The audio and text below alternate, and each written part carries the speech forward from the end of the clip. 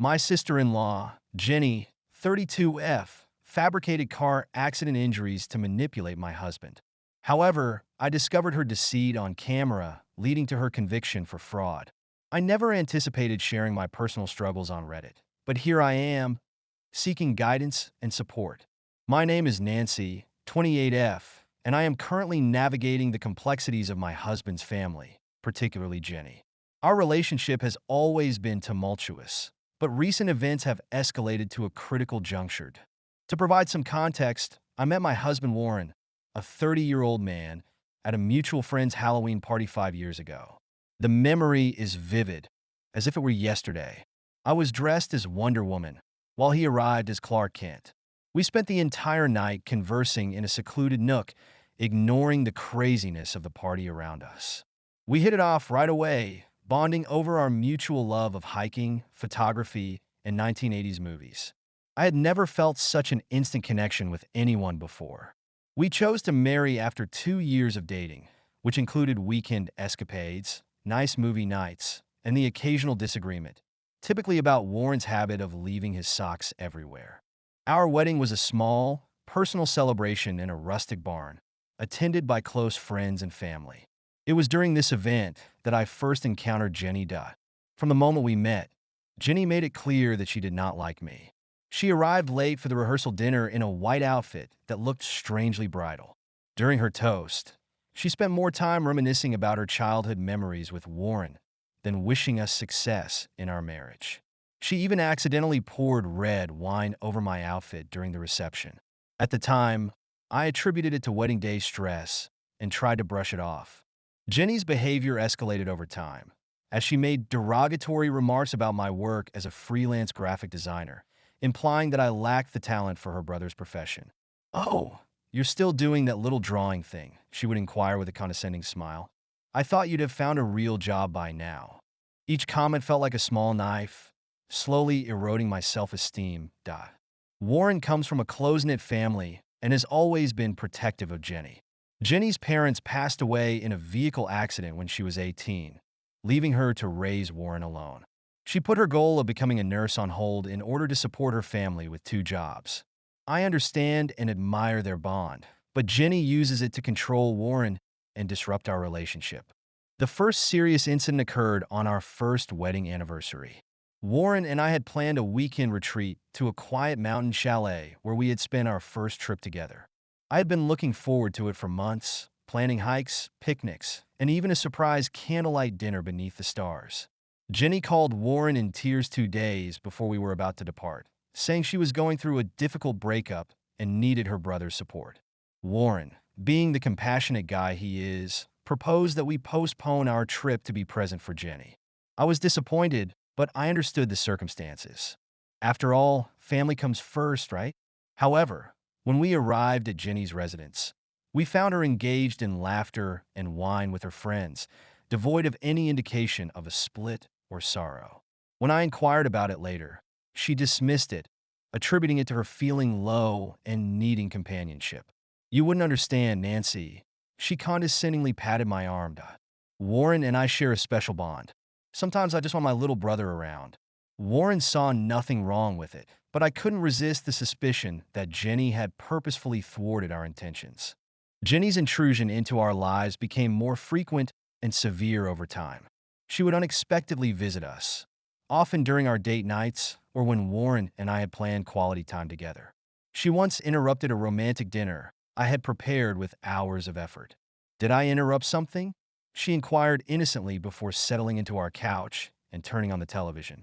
She would call Warren at odd hours, claiming various emergencies that were always resolved by the time we arrived.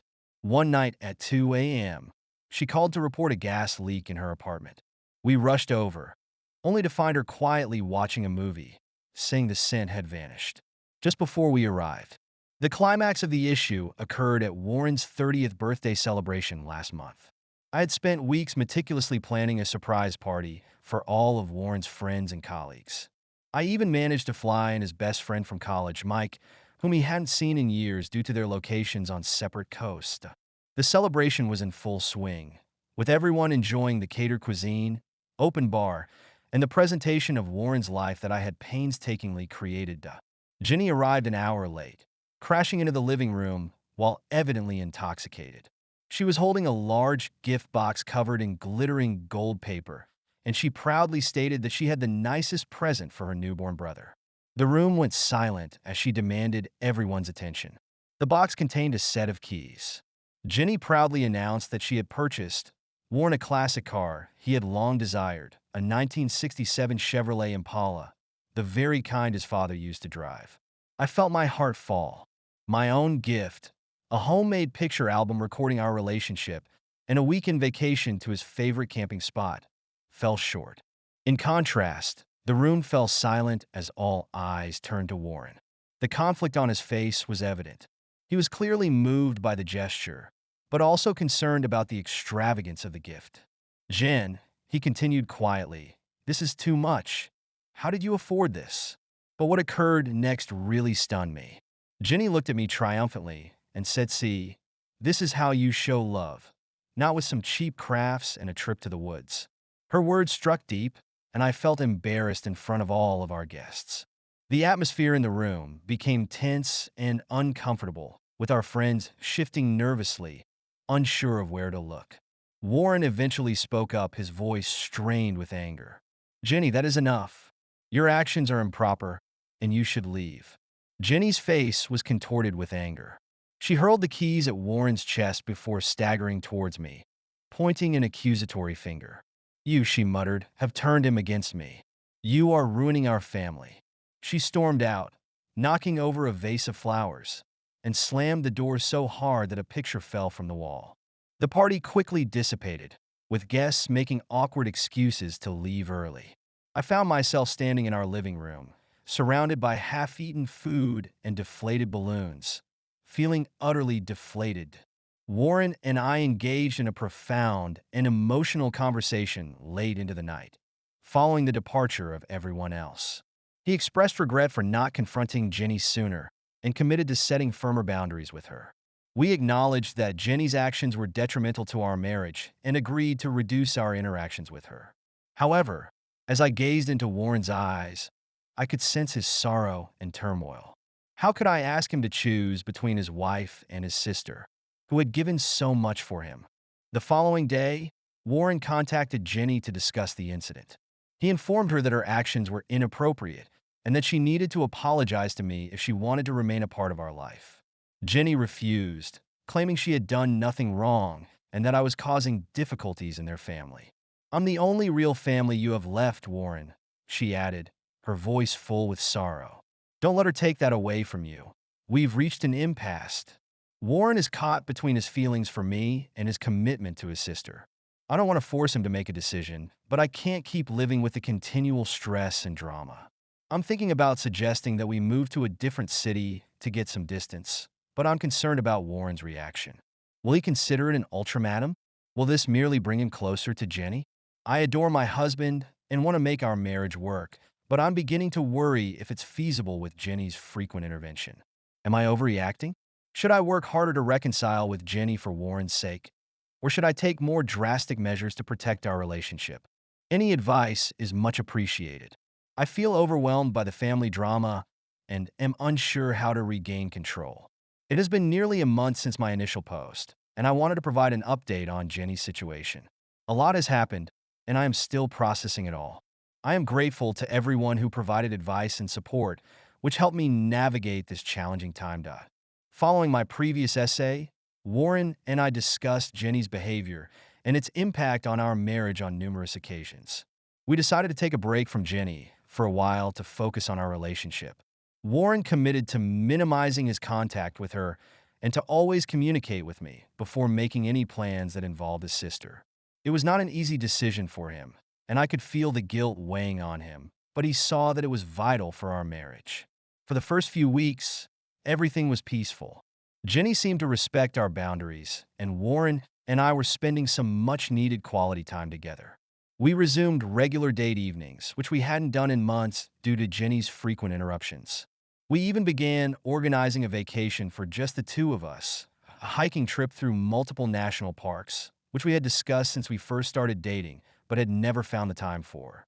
For the first time in a long time, I felt optimistic about the future.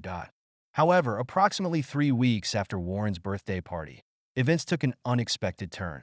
It was a quiet Sunday evening, and Warren and I were watching a movie on the couch when his phone rang. The caller ID displayed Jenny's neighbor. Warren's brow furrowed with anxiety. Warren's face paled as I watched, and he leapt up abruptly, nearly spilling his glass of wine. "We'll be right there," he stated, his voice cracking. He turned to me, his eyes wide with horror. Jenny was involved in a vehicle accident and was admitted to St. Mary's Hospital.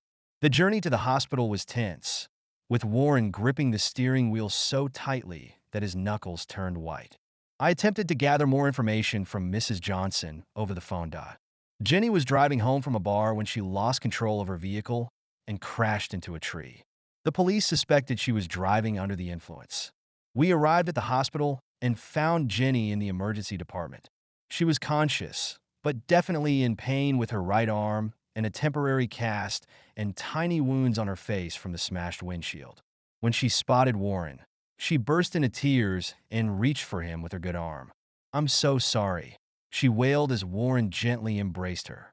I made a terrible mistake, standing awkwardly to the side, feeling sorrow for Jenny's situation and annoyance that yet another crisis had interrupted our lives. The doctor informed us that Jenny had been fortunate. She had sustained only a fractured arm and minor cuts and bruises, with no serious injuries. However, she would require someone to care for her for a few weeks while her arm healed. Warren offered to take care of her before I could even think about what that meant. He suggested that she could stay with us, looking at me pleadingly, just till she gets back on her feet. "We cannot leave her alone like this."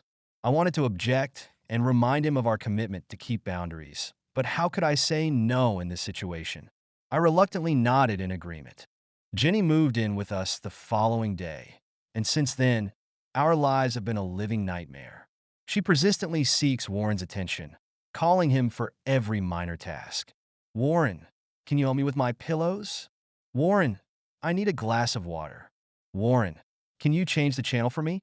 It's as if she has regressed to a defenseless child, and Warren is all too eager to fulfill the role of the protective older sibling. She is constantly complaining about everything. "Nancy, the food you prepare is excessively spicy. Don't you realize I have a sensitive stomach? The way you've arranged the guest room, the sunlight is too bright in the morning. Can't you get some better curtains?" And just about anything else she can think of. I try to be patient, reminding myself that she is injured and likely in pain, but it is wearing me down. The worst part is that I am beginning to suspect Jenny isn't as helpless as she claims to be. I've noticed her using her damaged arm normally when she thinks no one is looking, like reaching for the TV remote or adjusting her hair. But the moment Warren enters the room, she returns to wincing and gripping her arm as if it were made of glass. Upon conveying this to Warren, he accused me of being neurotic and uncaring. He said, "She's hurt Nancy," his voice tight and frustrated. "Why can't you just be supportive?" I felt crazy. Was I truly being unreasonable, or was Jenny manipulating us? The situation escalated last night when I accidentally overheard Jenny on the phone with a friend I hadn't intended to listen to. As I passed by the guest room to do laundry, I heard Jenny's voice, which was particularly animated and enthusiastic. My curiosity got the best of me, so I stopped outside the door to listen. "Girl, you wouldn't believe how well this is working out," Jenny said, laughing. "Warren is taking care of me, hand and foot. He's so concerned about me that it's almost too simple." She paused to listen to her friend's response. "The arm, oh, it scarcely hurts anymore, but they don't need to know, do they? I believe I can stretch this out for at least another month. Maybe by then I'll be able to convince Warren that he's far better off with his real family." I felt like I had been hit in the stomach. All of my concerns were confirmed in the worst conceivable way. Jenny's actions were not merely a consequence of circumstance. She was deliberately attempting to create a rift between Warren and myself. I am at a loss on what to do. I tried to inform Warren about what I heard, but he didn't believe me. He thinks I'm just trying to get rid of Jenny and that my animosity for her is clouding my judgment. "Why would she lie about being hurt?" he said, his voice filled with mistrust. "That doesn't make any sense. Nancy, I feel utterly insane in my own home, witnessing this woman's influence over my husband and the subsequent destruction of our marriage. The vacation we had planned seems like a distant memory now. Instead of enjoying the beauty of our surroundings, I am confined to a house with a woman who seems determined to dismantle my life. I am considering taking a few days off to clear my mind, possibly staying with my friend Lisa, but I am apprehensive about leaving Warren alone with Jenny and her influence. What if I return to find that she has completely alienated him from me? I love my spouse, but I am beginning to question if our marriage will survive this. How can we move forward if he does not believe me? How do I compete with the bond he has with Jenny? Any advice is much appreciated. I feel like I've reached the end of my rope and have no idea what to do next. Update 2: It's been 2 months since my previous report, and Jenny's situation has taken an unexpected turn. I'd like to thank everyone who gave advice and support. It really helped me get through this difficult period. Following my previous update, I found myself at a loss. I could no longer tolerate Jenny's actions that were damaging my marriage. Despite the advice of several commenters who cautioned against it due to privacy concerns, I felt compelled to gather concrete evidence of Jenny's deceit. I installed a covert camera in the living room, initially intending it to be temporary, just to prove to Warren that I was not imagining things. Within 2 days, I had compelling evidence that Jenny was using her injured arm regularly. When Warren was not around, I caught her lifting heavy books, fixing her hair, and even opening a tight jar lid with the arm she claimed was too painful to use. The true shock came when I recorded a conversation between Jenny and one of her friends who had come to visit. Jenny openly criticized me, calling me gullible and boasting about how easy it was to deceive Warren. He's always been a sucker for the damsel in distress act. She told me a few crocodile tears, and he's putty in my hands. I felt horrible listening to it, but I knew I'd found the proof I needed.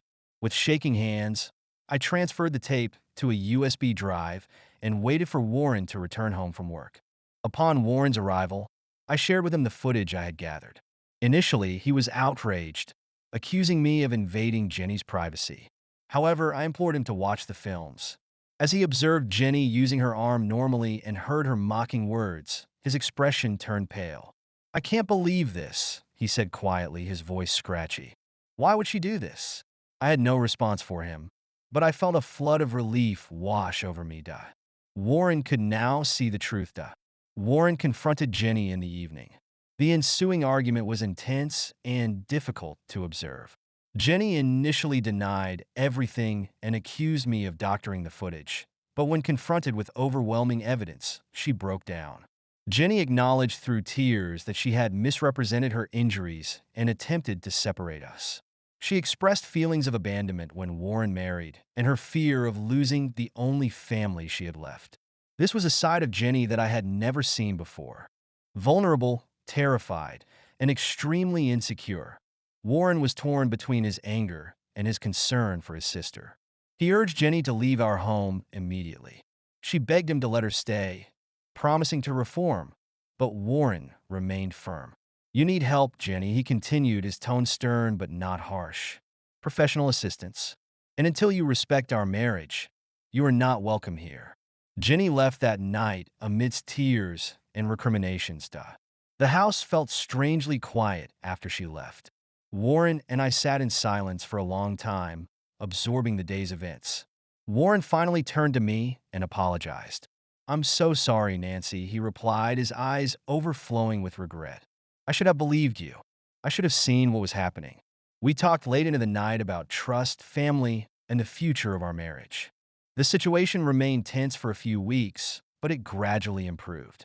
Warren sought therapy to address his complex feelings about his relationship with Jenny. We also started couples counseling to restore the trust that had been broken and to strengthen our marriage. Approximately a month ago, we received unexpected news. Jenny had been arrested for fraud. It was revealed that she had been operating a small Ponzi scheme, defrauding friends and acquaintances of their cash. The classic automobile she had given Warren for his birthday was a result of this fraudulent activity. Warren was devastated after purchasing the item with stolen money, feeling remorse for not recognizing the warning signs earlier and potentially enabling Jenny's actions over time. I did my best to support him during this challenging time, emphasizing that Jenny's actions were solely her responsibility. We have now discovered that Jenny's deceptive behavior extended far beyond our relationship. She had a history of abusing people's trust and sympathy for personal gain. This realization was difficult, but it helped Warren understand that her actions were not his fault. This entire event has put our marriage to the test. There are times when trust difficulties return, when one of us retreats into our own thoughts, but we're working through them together. We've learned to communicate more openly and rely on one another for assistance. We are still processing the events, but we are doing it together. Warren has resolved to entirely remove himself from Jenny until she seeks proper help and makes sincere atonement. It has been challenging for him, but he understands that it is crucial for our well-being. We are focusing on healing and progress. We have postponed our vacation and are looking forward to spending uninterrupted time together. There is still a long road ahead of us, but for the first time in a long time, I am cautiously hopeful about our prospects. Update 3. It has been 6 months since my last update, and I wanted to share some concluding thoughts on this chapter of our lives. Warren and I have made considerable progress in our relationship. Couples counseling has been really beneficial, teaching us improved communication skills and how to support one another during stressful situations. We had to relearn how to trust one another, which wasn't always easy. There have been disagreements, times of uncertainty, and nights spent sleeping in different rooms. However, we've rediscovered the love and connection that brought us together in the first place. Warren has continued his individual therapy, addressing his intricate feelings towards Jenny and his past. He has confronted challenging revelations about his childhood and the dynamics of his relationship with his sister. Although it has been profoundly difficult for him, I can observe him growing stronger and more self-reliant with each passing week. Jenny pleaded guilty to the fraud charges and is currently serving a 2-year sentence. Warren considered attending her trial, but ultimately decided against it. He wrote her a letter explaining his decision and expressing his hope that she would use this time to reflect and seek the help she needs. We have not had direct contact with Jenny since she went to prison, but we did receive a letter from her about a month ago. She apologized for her actions and the distress they caused us. She also mentioned that she has been diagnosed with various mental health issues and is now receiving appropriate therapy. While the letter appears sincere, Ernest, Warren, and I remain cautious about our expectations. We have agreed that if Jenny shows consistent and lasting improvement after her release, we will consider gradually restoring our relationship with her. However, for now, we are maintaining a distance. Warren and I finally embarked on the vacation we had long anticipated. We spent 2 weeks hiking and camping in national parks, reconnecting with each other through shared interests that initially drew us together. Initially, tensions and old scars resurfaced during quiet moments around the campfire, but these were balanced by moments of joy as we rediscovered each other amidst the tranquility of nature, away from the stresses of our daily lives. We also made significant decisions about our future. We plan to relocate to a new city next year for a fresh start. Warren has been offered an excellent work opportunity, and I am thrilled about the prospects for my freelance business in a new market. We both believe that a change of environment will enable us to leave the turmoil of the past behind and focus on building our lives together. Reflecting on this challenging experience, I recognize that it has ultimately enriched our marriage. We have learned to stand united in the face of external pressures, to instinctively trust each other, and to prioritize our partnership at all times. Warren has grown significantly, learning to establish appropriate boundaries and to identify manipulative behavior, even from those closest to him. Personally, I have learned to trust my instincts and to speak up when something feels amiss. I have also come to appreciate the importance of patience and understanding, especially when navigating complex family dynamics. Although the journey has been arduous, I am grateful for the progress it has brought us. Warren and I are closer than ever, and we are cautiously optimistic about what the future holds. We are aware that challenges will persist, but we are better equipped to face them together. We extend our heartfelt gratitude to all those who have followed our journey and offered their support. Your guidance and encouragement have been invaluable. We look forward to new beginnings and fostering healthier connections. Thank you for joining us on this journey. If you haven't already, please subscribe and turn on notifications to stay updated on our latest shocking real-life stories.